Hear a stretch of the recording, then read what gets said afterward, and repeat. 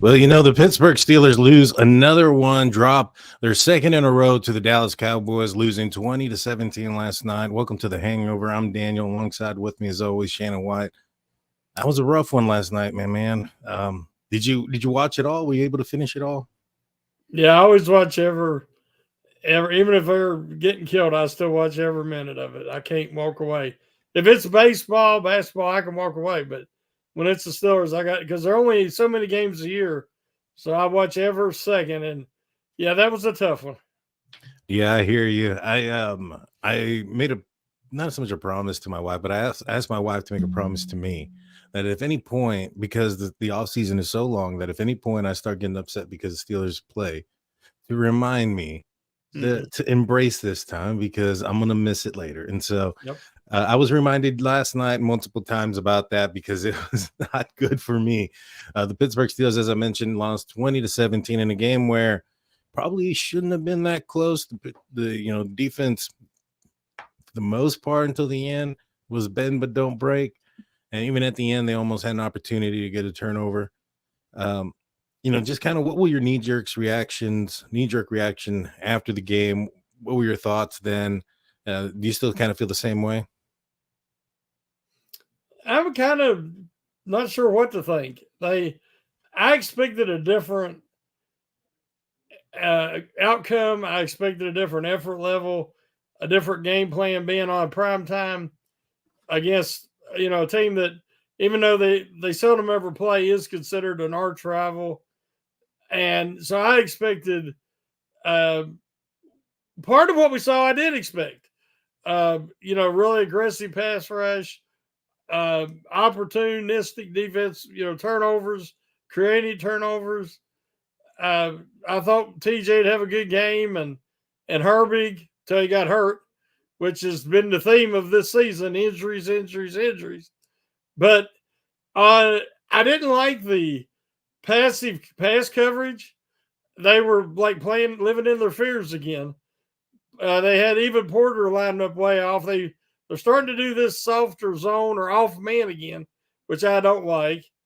And then on offense, it was like they tried to open it up a little bit with Fields, I thought, and then he about had a couple of early turnovers on a couple of questionable decisions, and then it was like reeling back in, and then it was more of the same. So it was a tough game. It was because you felt like they could have won, Hmm. and as you say, you felt like they could have lost pretty badly because I think Dallas about doubled them up in yardage. Yeah, it was the Dallas offense was just moving the ball at will on the Pittsburgh Steelers defense until they got Yep. into the red zone. And then the Steelers defense would come in and do their thing.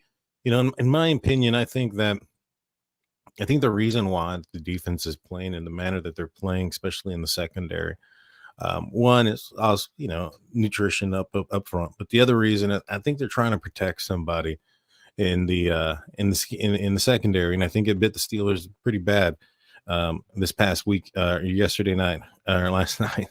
This game, there was a situation where one of the passes down the sideline where Minka was out of position. He was coming in down to help Beanie Bishop, who was a victim in this game. He was Mm-hmm. victimized, and I think that the slot cornerback position, the Pittsburgh Steelers are in trouble right there for right now. I'm not saying that Beanie Bishop can't be somebody in the future, but right now, I think teams are picking on him, and right now they're winning. Um, I think Cam Sutton returning in the next few weeks would be good for the defense, despite off the field stuff. But Mm-hmm. I think that it can't happen soon enough. The Steelers are weak there, outside linebacker position, like you mentioned. Bitten again. Herbig goes down with a hamstring. Steelers are gonna have to sign somebody. They're gonna have to bring someone up. Who do you think is gonna fill in those shoes? I'm not sure. I know they were counting on Jeremiah Moon getting back, and he did, and easing him back into action. And if they'd had Watt and Herbig and Highsmith, you're and then have Moon as your number four and Leal. it can even fill in a little bit, which he tried last night. You feel good about it. But now you got 3 of them guys injured, and you've only got 2 healthy edge guys. So, yeah, like you said, they're going to have to get somebody, but I don't know who. Yeah. Yeah, I think they're going to be in the market for another outside linebacker, because I think it was the Jets game is where they're eyeing Alex Highsmith's return. I Yes. don't know how serious Herbig's hamstring is, but it didn't look good on the sideline when he was getting into the blue tent. You know, I thought it was a knee the way he was moving. To find out it's a hamstring, it's a little bit of a relief. You know, it's not something that's going to be season ending, but those things can linger, and those things are known to stay a while. So, you know, hopefully he does heal up quickly. But, you know, just kind of, you know, I felt last night, for my knee jerk reaction was, I was very upset. You know, I was thinking to myself, it's been how many different quarterbacks over the last few years, how many different offensive coordinators over the past few years, and yet it's the same result. It is slow starts. It is an incompetent offensive scheme, in my opinion. It is, you know, banging your head into a brick wall at certain points when things aren't working, and they're continuing to do those things. And I was upset. You know, one day later, I'm still pretty teed off about it, but the offense just isn't working out, you know, and I'm not sure what it is. I don't know if it's, you know, the offensive, they're trying to protect Justin Fields. They're treating him like a second string quarterback. Maybe that's the hope, you know. I think that's what I'm hoping for. I'm hoping that if Russ gets in there, that they're going to open it up a little bit more, maybe trust him a little bit more. But right now, I don't like what I see out of this offense. Where are you at on this offense? Well, where are you on Justin Fields and the passing game in this offense? Yeah, I'm the same way. I think that I would like to see the passing game. The offensive line needs to be healthy to where these guys could play together enough to develop some semblance of a running game. But if your pieces don't fit together and your running back is not a good fit for your scheme, and your other running backs are all hurt, and your most effective running plays was quarterback keepers, you know, it's limited to how successful you can be. I just think that we seen when Allen had to come in for 2 plays. I think he handed off on one, and then he threw a pass, and he threw it on time down the seam to Freiermuth.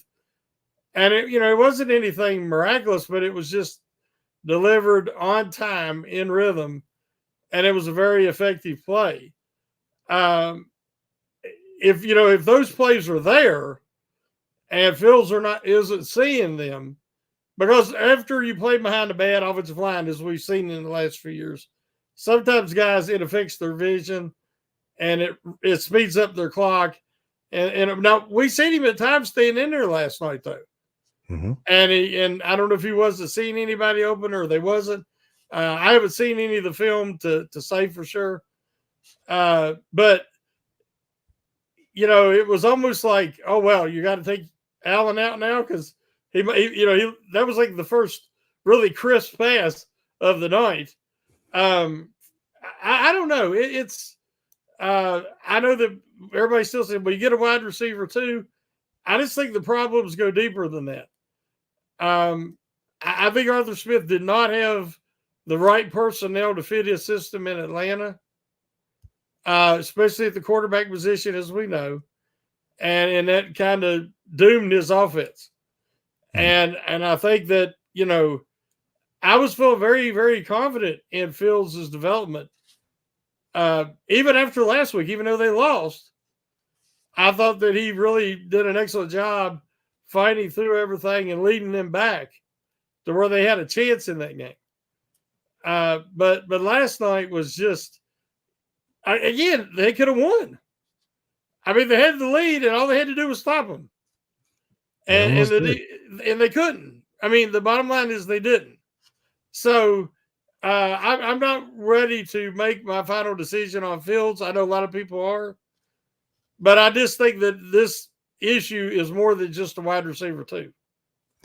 I agree with you there with the wide receiver position. It's more than a wide receiver two. I think there's a problem with the current wide receiver one, and and I think it's it's making it's rearing its ugly face up. The Mm-hmm. problems that are happening on the outside with the divaness coming at the position. But when it comes to Justin Fields, you mentioned Kyle Allen going in there. That throw and play just looked different. It looked like it was, Yeah. like you mentioned, on time. It looked like it was on rhythm. It was executed correctly. It's kind of like listening to some music. If you have a band there and they're off time, they're going to sound bad. Even if Oh the yeah. Yeah. individual players are good in the band, they're not together on sync. It's not going to sound right. Yep. And when you have somebody, even if their skill level isn't to that extent, but they're playing on time, it's going to sound better. And that's what I think we saw yesterday when Kyle Allen went and went play, is that we saw a play being executed on time and correctly. I wanted to see more of Kyle Allen. I'm not sure. I'm not saying that one play, would have defined anything or he should be there or not. But I just felt like Justin Fields he wasn't there. I mean, he wasn't, especially early on. It just wasn't working. And I felt that maybe the stage was too big for him. I don't know. The defense that they were going up against was a defense that was riddled with injuries. They had their two outside edge guys out. Their third edge went out very early in the game, and yet they couldn't do anything. And it was frustrating. I've seen a couple of videos of Naji Harris running. There's some lanes there. There's some lanes. Just not to jump around, but the running game was just poor as well. Arthur Smith, that's supposed to be his thing. And it just hasn't been happening. Naji Harris, I think to me, I'll be honest with you, I think we know why, or I saw why, Pittsburgh Steelers didn't get the 5th-year option for him. He's not producing like a running back that should. Yeah, we've talked about it before, and as you say, each week it's becoming more evident. They made the right decision not picking up the 5th-year option. He is not a good fit for this offense. I watched Simpkins and Ward last night, and Ward hit the hole so much faster and had that burst that we're not seeing. And that there was runs there to be had a couple of times, and he couldn't get there fast enough. He can't get to the hole fast enough. And then if he requires vision, he's not seeing it. And now throw him a screen or throw him something in the flat, and he's much more effective. Where he can run over somebody, stiff arm somebody. But as far as what his actual job is, predominantly to run the football, it's not a good fit in this system. Yeah, and I think you bring up an excellent point where on the screenplays, I think there's less congestion out there. So he's able to see a little bit better of where to run and where to go. And I think he's a little bit more direct in those manners. He to me, when he's trying to run between the tackles or even in the handoff stuff, it's like he's trying to find like a bounce lane, and he's gonna, I don't know. He reminds me of a player that wants to play faster than what they are. Mm-hmm. And it's just, if you do what you're supposed to do and what you're, how you're built to play, I think you'd be successful or even more successful. I think we've seen evidence of that, but when it's this trying to shake and bake or trying to bounce it back and switch, turn one way or the other, it's just not working.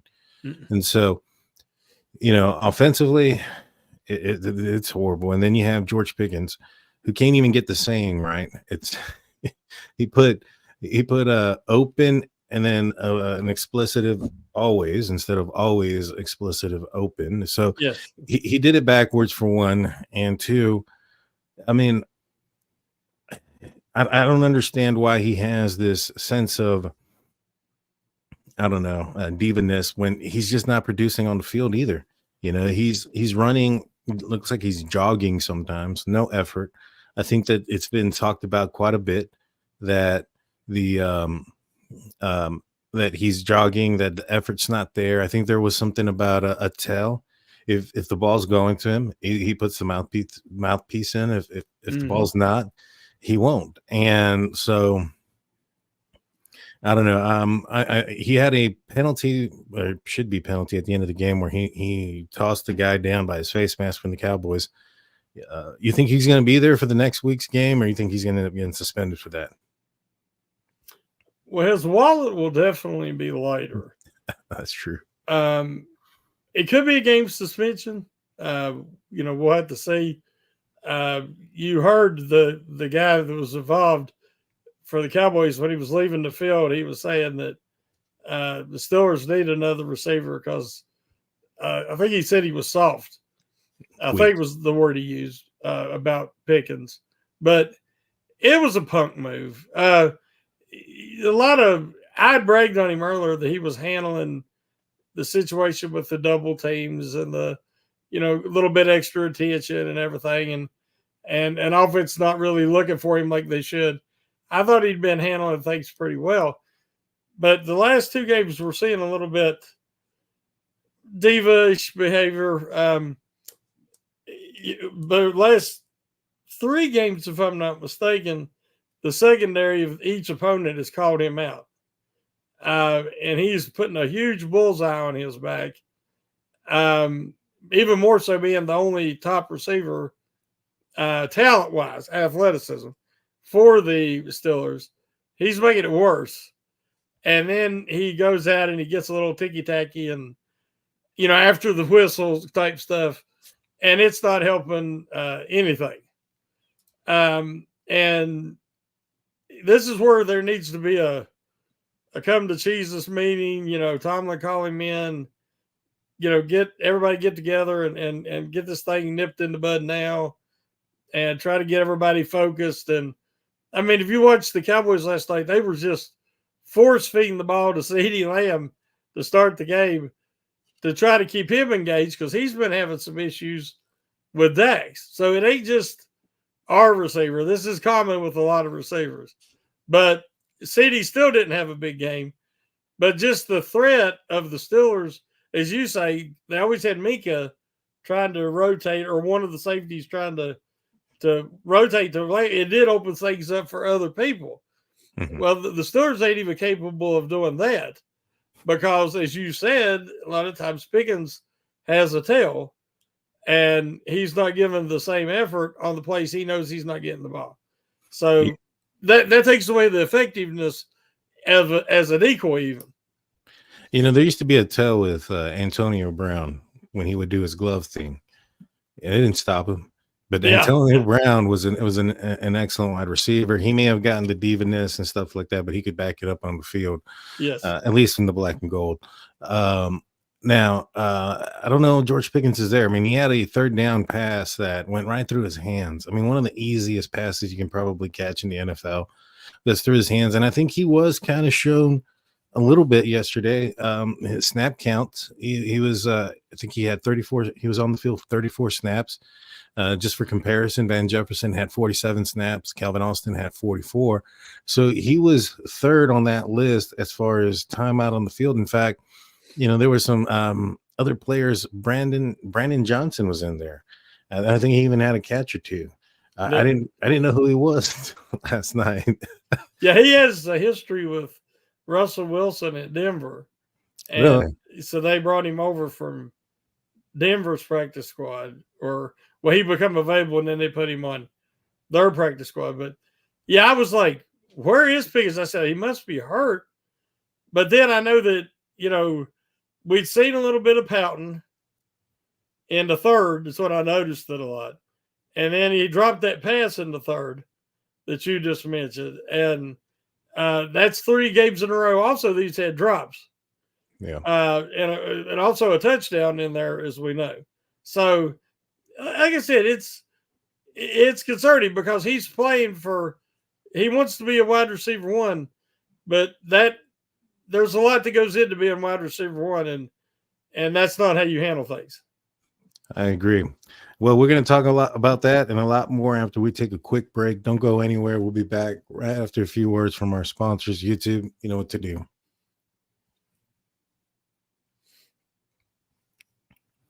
And we're back. Welcome back to the Hangover. I'm Daniel. Alongside with me is Shannon, as always. But before we get back into the topic, I want to tell you guys to go check out, once we're done here, go check out SteelCurtainNetwork.com, your one-stop shop for Pittsburgh Steelers news and coverage. Get a breakdown of yesterday's game, up-to-the-minute breaking news, and even some source content, which we're going to get into here in a second. Go check that out. And while you're there, check out the audio only podcast, which include mine that airs out about noon on Saturdays, called State of the Steelers on Steel Curtain Network. So make sure you're there.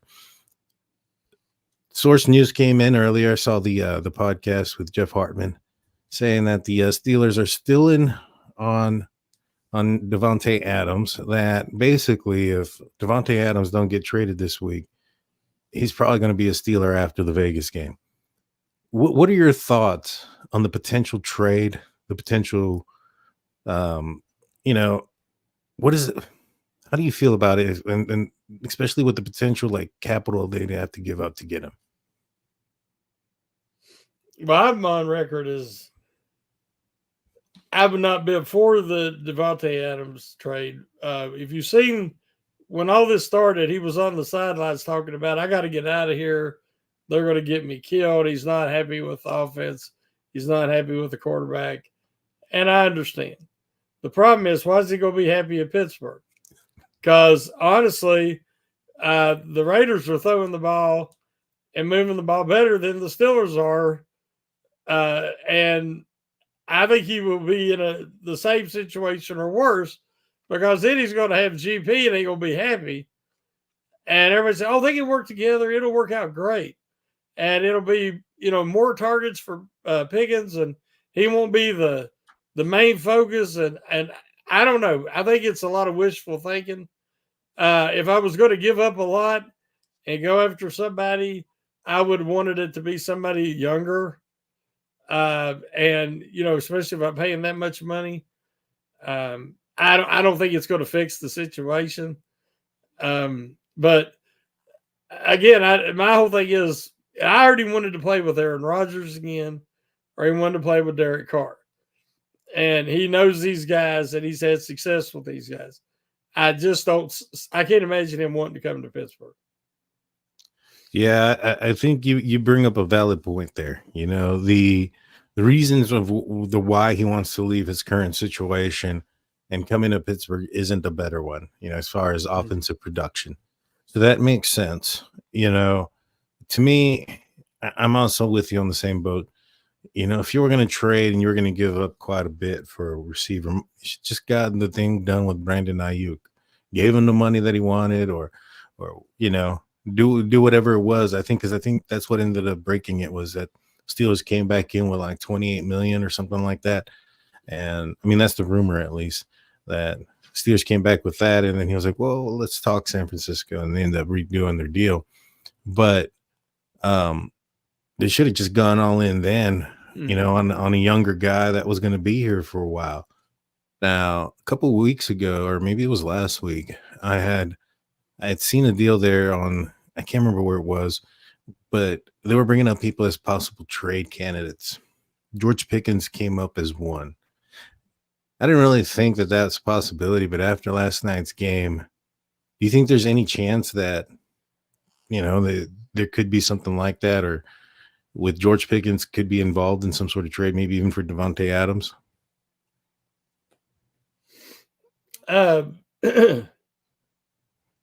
There might be a team or two that's interested. Mm-hmm. This has been a while back, but I arose the question on a podcast. I don't know if it was on this one or not, but I was like, hypothetically, would people be interested? This was right before the start of the season. If the Steelers had an offer from the Rams and they get to trade George Pickens for Puka Nacua, and I said I would do it in a heartbeat. And different people argued with me and said, oh, look how explosive Pickens is, and look at this and look at that. Yeah, he's explosive, good and bad. Where a guy like Nacua is a level-headed young man. He's works hard, fights for every yard, reliable, great hands, set the rookie receiving record last year. I thought it made total sense. And they already have Cooper Kupp, the Rams, and you could, pair a more explosive receiver with Kupp because you got Matthew Stafford, who still has the big arm and could use that to press the ball down the field. And I was taken to task for that. People was like, no, never, never. Well, I mean, for him to ever fully reach his potential for any team, whether it's the Steelers or some may be willing to trade for him, we all have to admit Pickens is going to have to show maturity. I mean, anybody could be mature when the situation's great and everything's going perfect. But I don't care who you play for, there's going to be tough times where things ain't going your way. And how you handle situations. It comes down to even body language. There's things that if that opponent is getting in your head and you are visually and visibly letting them see that it's working, that, you've seen guys like Hines Ward, man, he'd get blowed up going across the middle and he'd hop up with this big smile on his face and get off the field and get behind a bunch of the players where people couldn't see him and he'd collapse. But he didn't want that defense to know they got him good. I just, like I said, my biggest concern a lot of times with Pickens is above the neck. So I think other teams see that too. Yeah, no, I think you're right there too. But the Steelers have been a team that, have given up good players for far less than what I think they've gotten in return to get rid of some players who either didn't want to be here or be there with the organization or were becoming a problem, and I don't know if Pickens is going to make it past his rookie contract with the Pittsburgh Steelers. I think he's playing. He's pretty good close to that line. I'm not even sure if he's going to finish next season. He might end up being a trade bait this offseason before, going into his final year contract as a rookie. I think maybe perhaps Steelers might get something for him there. But yeah, the attitude, the divaness, the behavior. I mean, throwing somebody else on the ground like that at the end of the game by the face mask. I understand the frustration. You lost. It was close, whatever the case may have been. But you're just going to hurt yourself and hurt the team, possibly even hurt the team more if he does end up getting a suspension. And so it's just poor decisions. And I hope it changes because the guy is very athletic. He can catch almost anything when he's concentrating and when he's, playing to his level. I mean, when he's not trying to take any plays off, he's an excellent wide receiver and he could be one of the best in the game. But that attitude, it could be a cancer to the rest of the team, especially when you don't have like a very leadership in the wide receiver room. I don't think you can point to another receiver there that they should be looking up to. And I think maybe that also could be a reason why the Pittsburgh Steelers are going out and trying to get someone like Devontae Adams. But, I don't know, hoping somebody new comes in and brings leadership in the middle of the season doesn't sound like a formula for success. What do you think? It feels like you're grasping at straws, a little bit of a knee-jerk reaction, trying anything to salvage the good feelings, the good vibes of the first 3 weeks. And even, like I said, even last week, it's gone. The last night was, even though they did have a chance to win that game, in spite of, there was some great efforts, and I don't want to take anything away from the Steelers like Watt and Herbig before his injury and different guys. Freiermuth had a good game. Guys really played hard. They deserve better. But I just think that some of the things we were concerned about and potential warts kind of showed last night.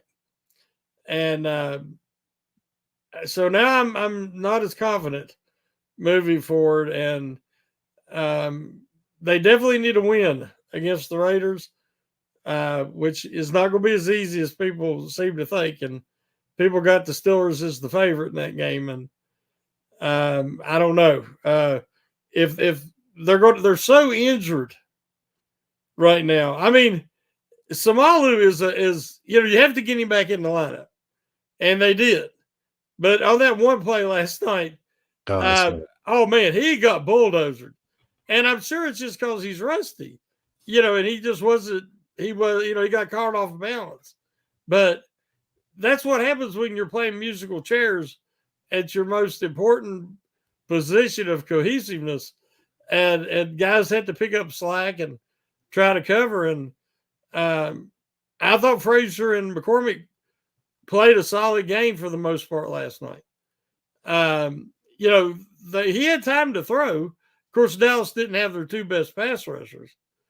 But I think at one point it was like 3 seconds, or over 3. So, when's the last time you see a Steeler quarterback have that much time?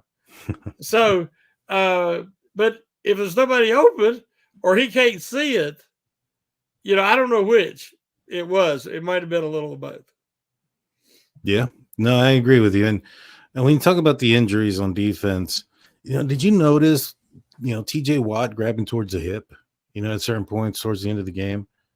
I saw him. I know he was out a lot. He was tired, but I didn't see the injury. No. No, yeah. And I don't think he got an injury designation or anything like that, but I just kind of noticed him kind of, grabbing towards his hip. That's the last thing the Pittsburgh Steelers need. Oh no, yes. But what are your thoughts on a lot of folks blaming the defense for this loss? Because in the end, I think what a lot of the naysayers or the defense haters of the Pittsburgh Steelers are saying is that Justin Fields did enough to put the Steelers in a lead for the last drive, and the defense let them down. I don't feel that way. I mean, they had 3 turnovers in the game and a blocked field goal attempt. I don't blame this loss on the defense whatsoever. What are your thoughts for those that blame this loss on the defense? Well, I mean, both units are not out there at the same time. So the defense did have an opportunity to get a stop, and they were unable to.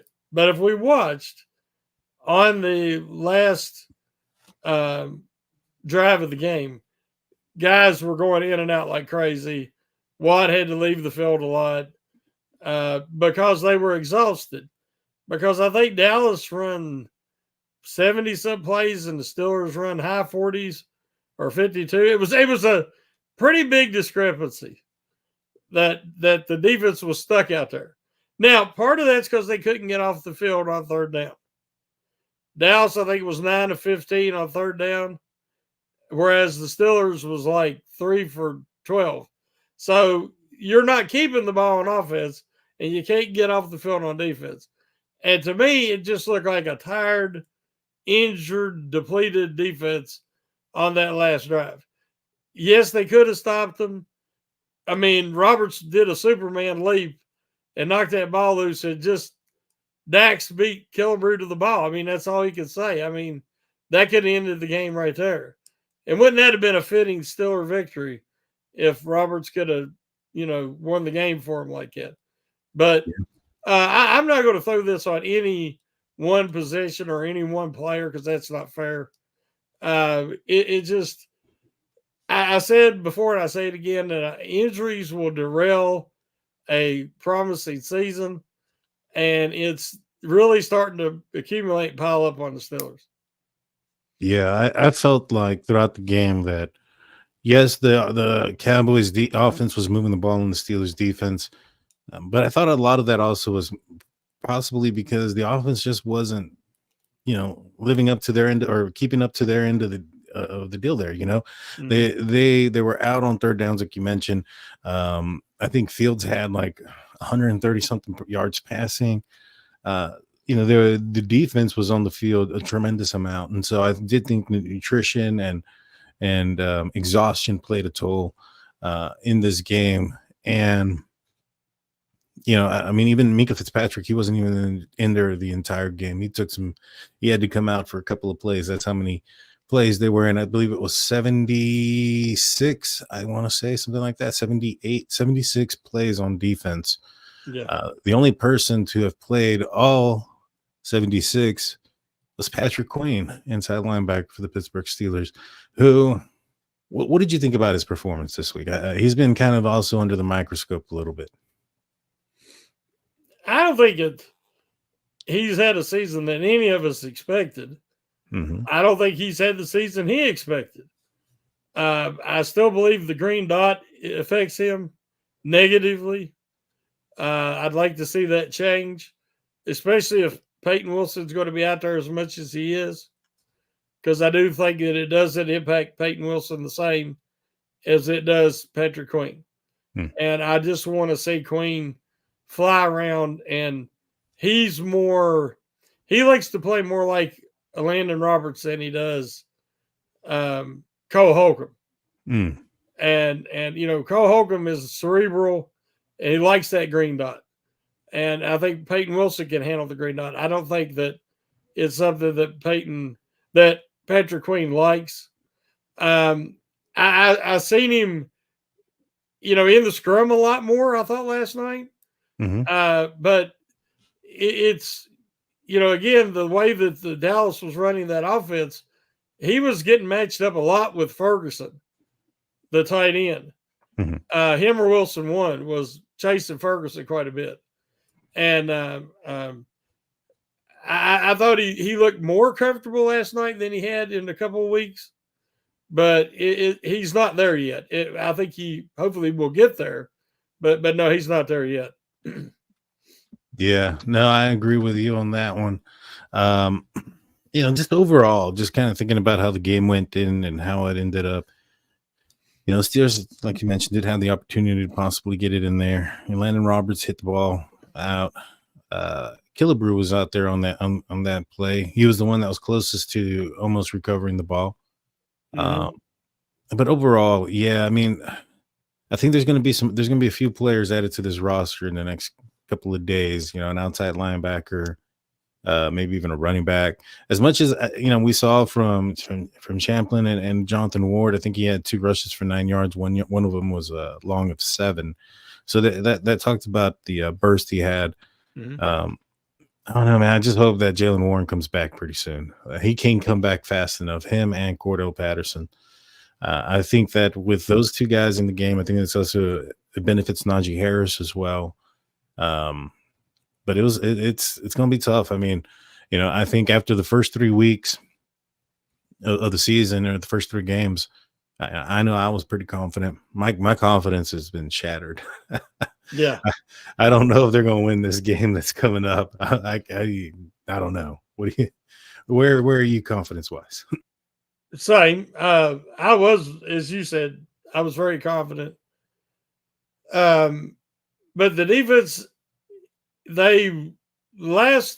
against the Colts, they tried to disguise coverage on the back end, and they thought they could trick Richardson into throwing into some coverage and getting interceptions, which they got a couple last night. But when Richardson went out, Joe Flacco, he'd seen all that before, and he was prepared for it, and he just picked them apart. And if you remember, against the Colts, what happened? They couldn't get off the field on 3rd down because Flacco would just make complete passes, taking them down the field. And even when they didn't score, they took a lot of clock, and the Steelers run out of time. And then last night, the Cowboys did the same thing. So I don't like their coverage, pass coverage right now. I think that needs to change, or we might see more of the same against the Raiders. Yeah, no, you're absolutely right. This game against the Raiders is going to be it's going to be I don't want to say a must win for the Pittsburgh Steelers, but I feel like they can't lose it. So yeah, in that sense, it kind of makes it a must win.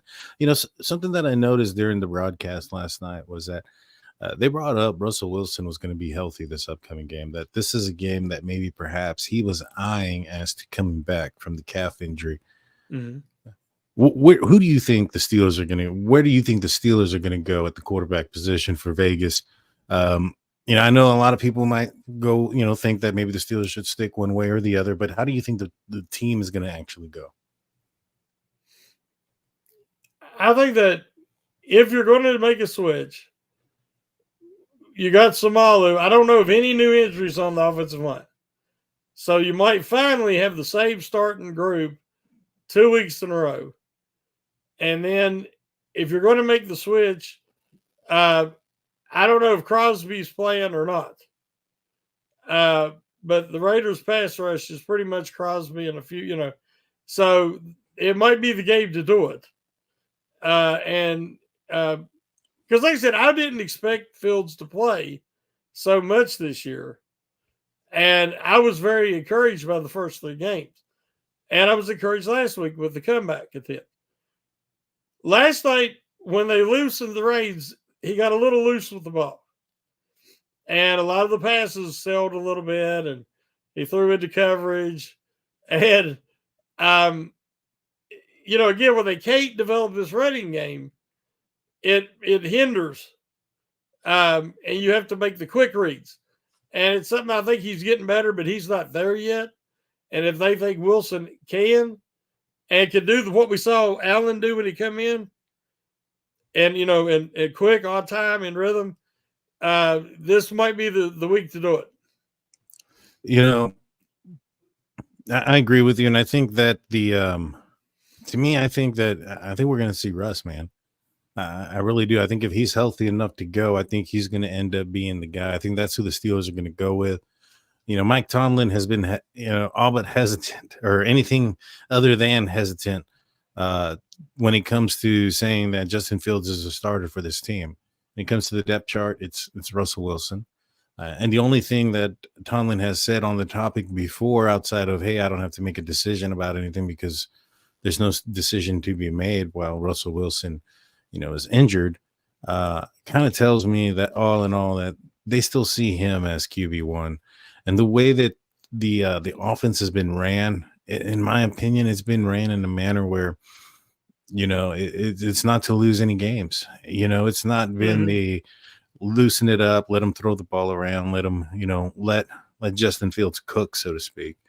It's not been anything near that. And, it's been a lot of cutting the field in half, and then when I saw the Steelers running him as much as I saw them run him, I started thinking to myself, well, they're not too worried also about him potentially getting injured, because I think they see Russ coming back and him taking the reins there, because they didn't have that many designed runs for him in the last couple of games that I can think of. I think they had a couple, but last night there was quite a few more. It was noticeably more, in my opinion, and he was taking some shots, and they were still putting him out there. I'm just not necessarily sure that if they thought he was going to be the QB for, the foreseeable future, that those were the type of plays they'd be running. It looked more like what we're going to see when he does come in for those special plays when Russ is out there. So all in all, I think that if Russ is healthy enough, I think he's going to end up being the guy this week. Yeah, it kind of, with everything that was said on the telecast and what Tomlin says in his pressers and doesn't say in his pressers, it kind of, if you get that feeling that they're leaning that way. Yeah. And I'm excited to see what he has. For the mere point, I'm not saying that I think that Justin did bad or poorly or anything like that, but Russell Wilson is a Super Bowl winning quarterback. He has been successful. And last season, he had 26 touchdowns to like 8 interceptions or something like that. Yeah. He protects the ball while also being productive. Maybe he's not as productive as he once was. But when you look at what Justin Fields has done every single game but one game, and I'm including the preseason, the ball has hit the ground in one way or another. He's fumbled the ball, whether it's the center QB snaps or whatever the case may be. He's been able to, recover most of them.